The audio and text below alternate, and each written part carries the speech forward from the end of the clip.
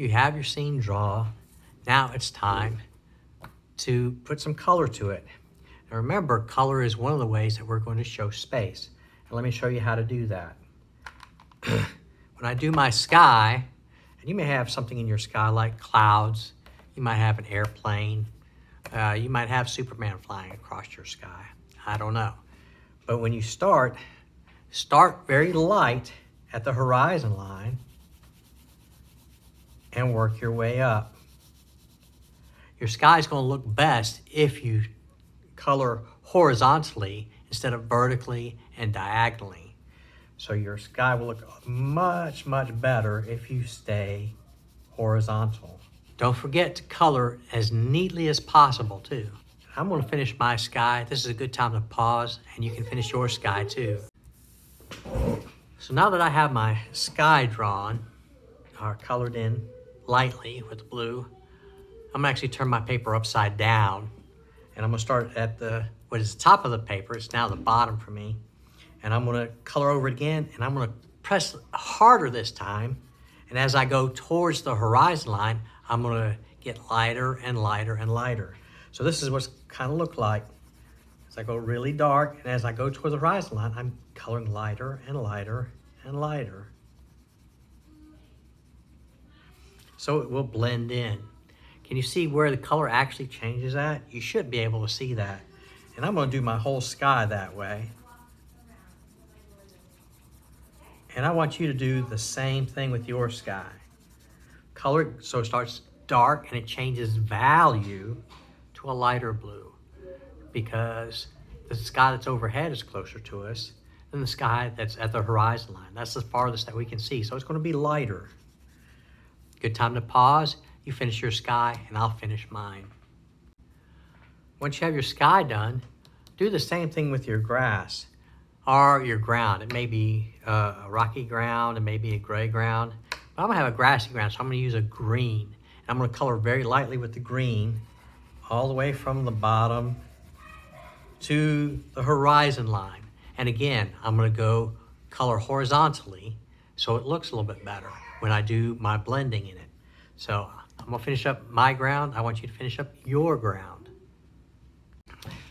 Once you have the ground, you're gonna do the same thing as the sky. From the bottom, I'm gonna start darker, and as I go towards the horizon line, I'm gonna get lighter and lighter. So I'm gonna press hard down here and press less hard in the middle, and then I'm gonna be barely pressing when I get towards the horizon line. I'm gonna start hard, and I want you to color as neat as you can, and as I go towards the horizon line, I'm easing up on how hard I'm pushing on my crayon. So I get to about right here, and then I'm not touching hardly the paper at all. So I want you to go ahead and see how it changed from a dark green to a lighter green. It changes value, and that shows distance for us, shows some space. I'll finish my ground. I want you to finish your ground. Good time to pause. I'll see you in a minute. Once you have your ground in your sky, you might have other objects that are in your picture. And if you turn them into forms, then that's what we're going to do. And we're going to kind of use shadow to help us to do that. So you see I have a cube here and I have a prism up here. Same thing down here. I have a cube down here and a prism up here. And here I have a cylinder. The trunk is a cylinder. So I'm going to actually start my trunk and I'm going to color it really light to begin with. Up into my branches, color light. So now I want to figure out where the sun is coming from. So I'm gonna use this green grass. This is gonna be my sun, and the light is coming from this way.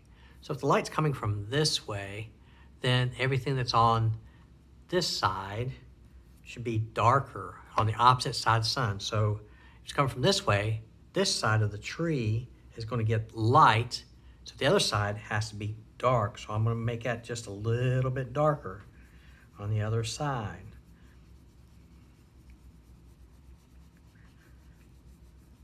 All right, and since this sun is up in the sky, it's got to come down, so it's got to do on the bottom of the branches, ones that are diagonal, do the bottom.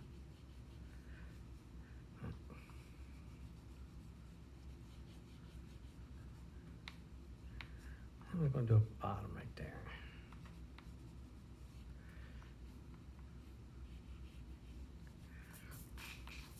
So now that kind of gives that tree some form. Same thing with the house. If I have, let's say I make my house red, I'm just going to color lightly with the red on the front. Oh, this looks more like pink, but that's okay. I'll have a pink house. A little pink house for you and me. And then I will color the other side, just go over it lightly, the other side, and I should be doing it horizontally because that's the way it blends in best. But just color it in the best way that you can. All right. Now the two sides look exactly the same. So on this side, since the sun's coming from this way, it's going to hit this side of the house and not this side. So it's got to be a little bit darker. So I'm going to press this a little bit harder, and I'm going to make this side just a little bit darker.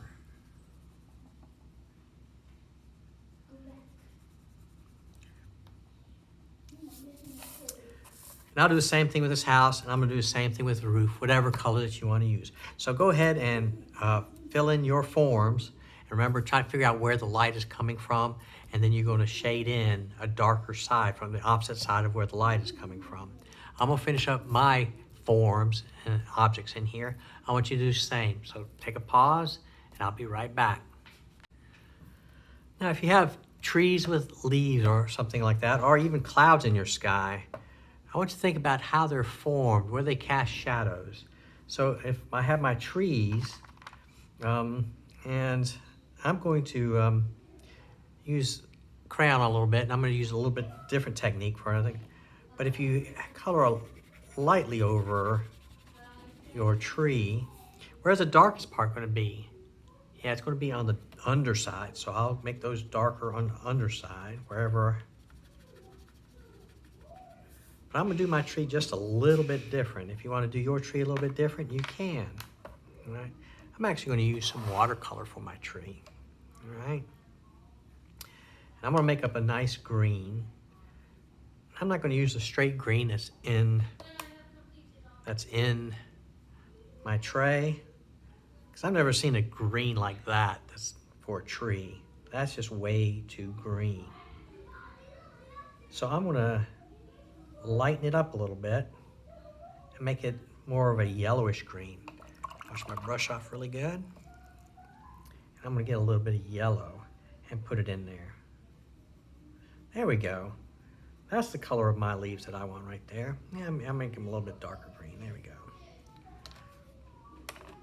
And then I'm just going to just brush in where my trees are at. Right? Now here's the cool thing. While it's still wet, I'm going to take a little bit of red. Yeah, that's opposite. That's the complement color green. I'm going to mix it all together up here a little bit. And it's going to make kind of like a brown. And then down here at the bottom, I'm just going to just kind of just tap it in just a little bit. And I'll go with some green over top of it. Just let it kind of blend in. And look at that wonderful looking tree that you have here. And you make some more branches. You don't have to stay right on top of the tree. I'm going to put a little bit more branches in here, some more leaves. Look how wonderful that looks for leaves, man. All right. We get some more of the green here. I'll do some right here.